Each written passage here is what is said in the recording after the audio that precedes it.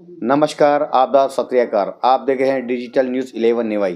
तो आइए, इस वक्त हम मौजूद हैं काजी अंसार उस्मानी साहब के ऑफिस में और आइए इनसे मिलते हैं।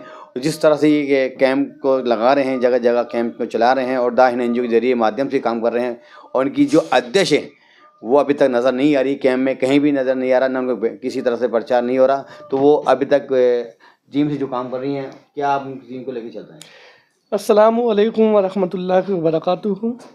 देखिए, जिस तरीके से आपने पूछा है कि हमारी दाहिन एनजीओ काम कर रही है और हमारी अध्यक्ष महोदय एडवोकेट जहारा परवीन जी कहीं से कहीं तक नज़र नहीं आ रही हैं, तो मैं आपको ये बता दूं कि जो हमारी अध्यक्ष साहिबा हैं वो कहीं ना कहीं मीटिंगों में बिज़ी रहती हैं, इस वजह से उनका आना नहीं होता। और इंशाल्लाह हमारा कोई बड़े लेवल पर अगर प्रोग्राम होगा तो हमारी अध्यक्ष महोदय ज़रूर कहीं ना कहीं आपको नज़र आएंगे। सर, तीसरा देखा जाता है कि कुछ आदमी लोग आपकी ही टीम में रह के काम कर रहे थे, फिर आज नए व्यक्ति संस्थाओं में जाके काम कर रहे हैं। इनकी क्या ऐसे मकसद आया, क्या ऐसी क्या कमी, या कि उनमें कोई कमी है इस चीज़ के सामने आई, क्या देखें, क्या है, कहना चाहिए इसी? देखिए, अगर कोई मेरे पास काम कर रहा था और वो कहीं अगर और संस्थाओं में काम कर रहा है तो मैं उनसे नाराज़ नहीं हूँ, मैं उनसे खुश हूँ कि दो पैसों का उनको इजाफा होना चाहिए।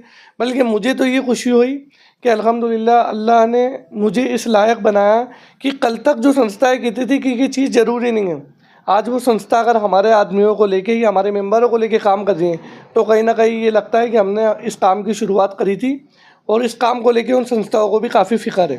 पर जिस तरह से कुछ बातें हमारे तक आ रही हैं, हमारे तक कानों तक पहुँच रही है कि कुछ खिलाफत आपके खिलाफ भी की जा रही है, इस बात को लेके कि यह कैंप जो लगाया जा रहा है गलत है, तरीका सही नहीं है, इसके लिए क्या कहेंगे लोगों को जवाब?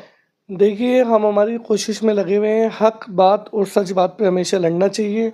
अल्लाह के रसूल जनाब मोहम्मद सल्लल्लाहु अलैहि वसल्लम ने बताया कि पूरी दुनिया तुम्हारे खिलाफ हो जाए, लेकिन जब तक अल्लाह रब्बुल इज़्ज़त की नज़र आपके साथ है और अल्लाह का करम आपके साथ है, तो पूरी दुनिया मिलके आपको नुकसान भी पहुंचाना चाहे तो नहीं पहुंचा सकती जब तक रब की रज़ा नहीं हो।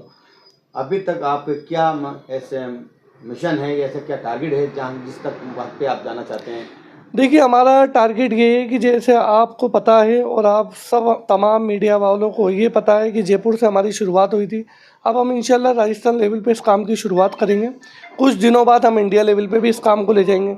जैसे फुलेरा हुआ, चाकसू हुआ, बीकानेर राजस्थान हुआ, यहाँ पे हम इस काम की शुरुआत करेंगे। और अल्हम्दुलिल्लाह मैं हमारे मेम्बरों से तहे दिल से मुबारकबाद देता हूँ जो मुझसे जुड़े हैं, जैसे हमारे साजिद भाई हैं और ख़ास करके हमारे मीडिया वाले भाइयों को कि आपने हमें बहुत सपोर्ट करा।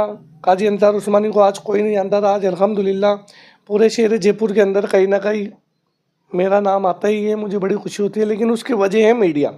मीडिया एक बहुत बड़ा प्लेटफॉर्म है। सर, जिस तरह देखा जाता है कि आपके काजी काउंसिल में माशाल्लाह अल्हम्दुलिल्लाह उम्र दराज काजी हैं सारे, और आप सबसे कम उम्र के काजी हैं। इसके लिए क्या काजी लोग कहते हैं आपकी? देखिए सर, इस काम की शुरुआत करी तो कहीं ना कहीं बड़े बड़े शेर काजियों का फ़ोन आता और वो बोलते हैं अंसार साहब हमें आपसे ये उम्मीद नहीं थी कि आप ऐसा काम करोगे। तो मैं उनको यही कहता हूँ कि वही बात कि इज़्ज़त और ज़िल्लत देने वाला वो खुदा है। बहुत बड़े बड़े आलिम दीन होते हैं, लेकिन इल्म एक समंदर है। एक बच्चा आपको वो इल्म के रास्ते में और वो मसला बता जाए जो बड़े बड़े आलिम को नहीं आते, तो भी तो अल्लाह के रसूल ने बताया इल्म एक समंदर है।